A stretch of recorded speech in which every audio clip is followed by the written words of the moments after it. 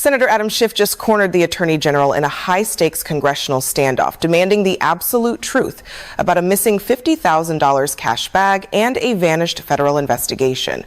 If you pay taxes in this country, you need to watch every single second of this hearing closely. From alleged bags of cash to the abrupt and unexplained shutdown of a major federal probe, this is the ultimate battle for government accountability. Let us dive into the actual exchange and unpack what really happened in that room. Schiff initiated the intense inquiry by attempting to clarify the official facts on the record. He directly questioned whether the White House press secretary was telling the truth when she publicly denied that Tom Homan accepted the bribe money. He pressed repeatedly, asking point blank if Homan actually took the funds. The Attorney General responded defensively, stating that she was neither in office nor confirmed when the situation was originally handled. She deflected the core question by stating that Deputy Attorney General Blanch and Director Patel found no evidence of a crime, explicitly accusing Schiff of displaying Homan's picture merely to slander his reputation. Schiff pushed back aggressively against her accusations. He explained that the picture simply showed Homan in a Fox interview, explicitly dodging direct questions about a $50,000 bribe. Because Homan refused to answer the media, Schiff demanded that the Attorney General answer the question herself under oath. She claimed she had already addressed the matter, but Schiff respectfully disagreed and repeated his demand for a clear, unequivocal yes or no. The Attorney General reiterated that the event occurred prior to her confirmation, maintaining that all she knew was the lack of a formal case, according to her subordinates, and she vigorously defended the press secretary as a highly trustworthy human being. Tempers quickly flared as heavy accusations of lying and personal attacks were exchanged across the room. Schiff pointed out that if she worked for him, she would have been terminated immediately because she had been censured by Congress for lying. The Attorney General countered sharply, condemning the continuous personal attacks on Democratic committee members, the FBI director, and her own office. Amidst loud calls for regular order from the chair, Schiff steered the focus back to structural oversight. He specifically asked if she would support a committee request to obtain any existing video or audio tape of Homan receiving the $50,000 from the FBI. Her response was simply to direct Senator Schiff to speak with Director Patel instead. The 11 unanswered questions, a $50,000 bag of cash, reports from 4 major media outlets, and a closed federal corruption case with 0 public answers. Yet Senator Schiff was only just getting started. If you believe the American public is owed full transparency on these monumental allegations, be sure to subscribe and like this video. He quickly elevated the confrontation from a single financial inquiry to a much graver systemic issue: the Attorney General's absolute refusal to answer 11 fundamental oversight questions. Schiff reminded her that she was the sitting Attorney General and that the decision regarding transparency ultimately fell directly to her.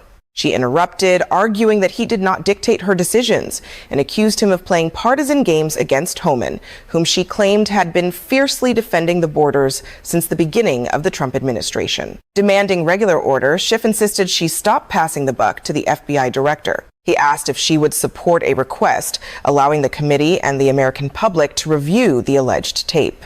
The implied answer was a steadfast refusal to support transparency, with the Attorney General instead demanding apologies for Donald Trump and pivoting to allegations concerning the Biden family and Ukraine. Schiff then meticulously laid out the full scope of her evasions so the American people could hear it for themselves. He read a devastating, itemized list of vital questions she had either completely ignored or met with personal attacks. She was asked if she consulted career ethics lawyers regarding a $400 million gift from the Qataris to the president, but she refused to answer.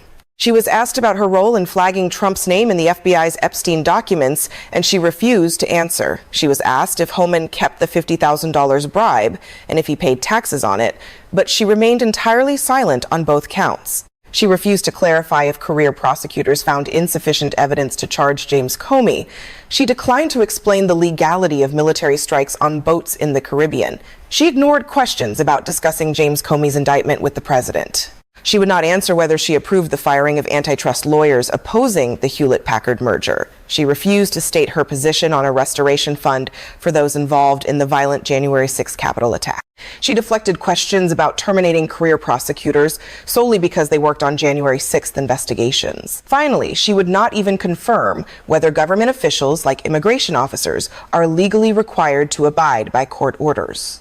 The proceedings devolved as Schiff highlighted the sheer absurdity of the situation. He emphasized that this was meant to be a serious oversight hearing of the Justice Department, occurring shortly after the president called for the indictment of a political enemy. It was a critical hearing following revelations that a top official allegedly took $50,000 in a bag, an investigation the department quietly made disappear. It was an oversight hearing held as dozens of dedicated prosecutors were fired simply for doing their jobs. Through constant interruptions, Schiff demanded to know when the committee would finally receive substantive answers instead of personal slander and deflection. The institutional loophole and the paper trail here lies the dangerous institutional loophole. Every federal prosecutor at the Department of Justice is bound by two absolute baselines. They must follow the evidence without fear or favor, and they must protect the unassailable integrity of the official record. These baselines are foundational for a reason. No attorney general is ever supposed to wield the nation's premier law enforcement agency as a personal shield. Yet there is exactly one method to bypass both of these rules: refusing to answer congressional oversight inquiries and instead directing United States senators to consult subordinate officials. There is a deeper layer that few are discussing out loud. An attorney general who systematically leaves 11 massive controversies completely blank under oath is doing much more than just deflecting. By remaining silent on unverified foreign funds, hidden FBI documents, and the abrupt dismissal of specialized federal prosecutors, she intentionally creates a vast, noticeable gap in the official record. Leaving a numbered checklist of massive allegations completely unanswered does not end the argument. Instead, it establishes a concrete paper trail for the next inevitable investigation. This is the true power of congressional records. When a senator recites a list like that on the floor during a hearing, it becomes a permanent fixture in history. Every single item on Schiff's list now exists as a documented, unanswered question directed at the Attorney General of the United States while under oath. This is not mere political theater. It is a deliberately constructed paper trail carrying immense institutional weight. Consider the contextual foundation Schiff built before he even asked his first question. He began by noting that more than 1,000 former federal prosecutors had publicly sounded the alarm, warning that the Justice Department's immense powers were being wielded in historically unprecedented ways. This was no standard political talking point. The letter he referenced was entirely real, bearing the signatures of over 1,000 DOJ alumni, spanning both Democratic and Republican administrations. They specifically cautioned that prosecuting former FBI Director James Comey constituted what they termed a democracy-threatening abuse of power. These are professionals who spent their entire careers inside the institution.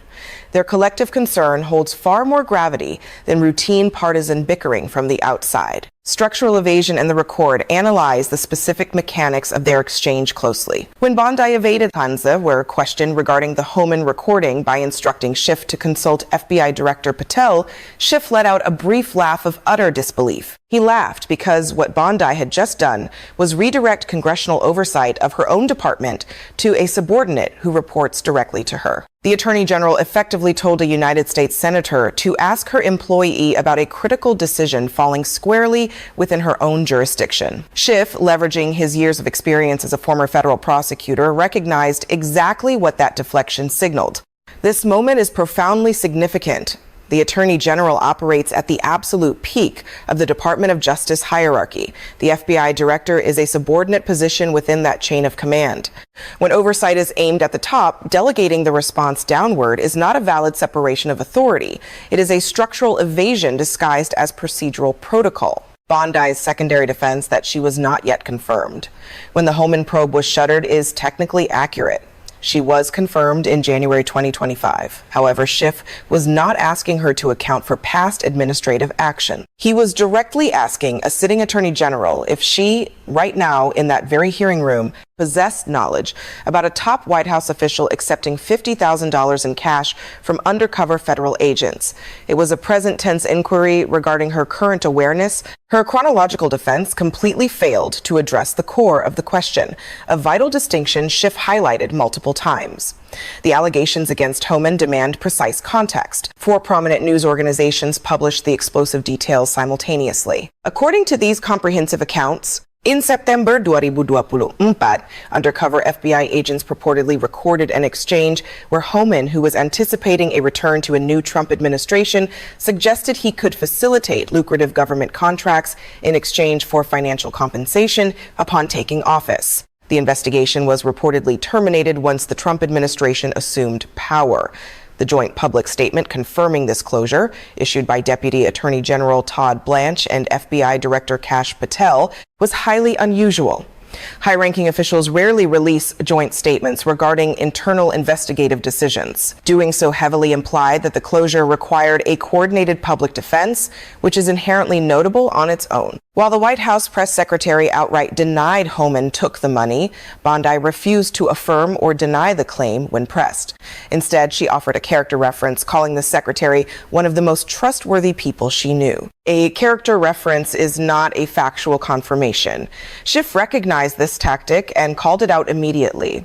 There is a subtle layer to Bondi's performance that most viewers likely missed while watching. Her responses to the bribery questions were not classically evasive in the way politicians often redirect with long, winding answers about adjacent topics. Instead, her replies were striking in their brevity, almost clipped. She cited her confirmation date. She cited the Blanch and Patel statement. She cited Levitt's character. 3 distinct responses, yet not a single one contained a factual assertion about whether the illicit transaction actually occurred. Coming from a former prosecutor highly skilled in handling interrogations, this calculated pattern of omission is deeply telling and worth sitting with. The final warning Schiff concluded his allotted time by formally entering 4 crucial documents into the congressional record. First, the unprecedented statement from the 1,000-plus former DOJ officials condemning the Comey indictment. Second, the distressing testimonies of 282 former career officials claiming they were purged from the department over improper directives. Third, the Justice Department's own internal guidelines detailing impermissible considerations in prosecution decisions. Fourth, a dramatic resignation letter from career National Security Prosecutor Michael Benner, who famously nailed the document to his door before departing.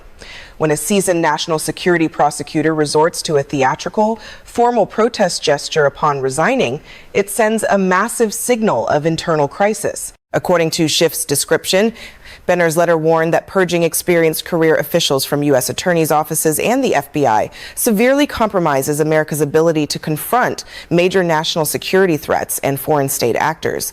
This is an operational national security argument, not a partisan grievance. When institutional knowledge is systematically removed, the agency's operational capacity vanishes with it. This is not abstract. The expertise required to navigate complex international cases, foreign counterintelligence operations, and major federal crimes cannot be magically replaced in a few months. This brings the hearing to a deeply unsettling intersection that has no easy answers. Congressional oversight of the executive branch relies entirely on the basic operating assumption that agency leaders will engage in good faith with the questions being asked. They do not have to answer everything. Executive privilege, classified material, and active investigations are genuinely valid shields. However, those shields must be explicitly invoked with a proper, specific reason attached. What Schiff meticulously documented, question by excruciating question, was an entirely different pattern. Questions were met not with formal assertions of privilege, but with personal attacks, sudden topic changes, questions turned back on the interrogator, and bizarre deflections to unrelated topics like California wildfires and Los Angeles unrest. Regardless of your political leanings or whether you believe Schiff's framing of the DOJ, this systemic refusal to answer is its own crucial data point. Asking if immigration officials must obey federal court orders is not a trick partisan question. It has a concrete legal answer. Judges issue orders and officials are bound by them. Refusing to answer yes to that baseline concept in a public oversight hearing is a deliberate decision with severe consequences. That refusal is now permanently preserved in the official record. Ultimately, this leaves us confronting a massive critical question. When congressional oversight collides with an impenetrable wall of silence like this, what happens next? Do you genuinely believe those 11 critical questions will ever receive real answers, or will this all just fade away into the news cycle? I highly value your perspective on this, so please share your detailed thoughts in the comments below. If you appreciate this kind of comprehensive deep dive into the actual historical records, please take a second to like the video and subscribe to the channel. It truly is the best way to support this continuous coverage.